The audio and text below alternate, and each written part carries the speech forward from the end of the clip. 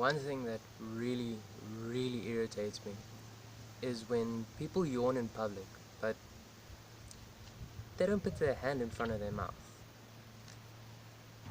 It's really disgusting. See, if you don't do that at home, it's one thing.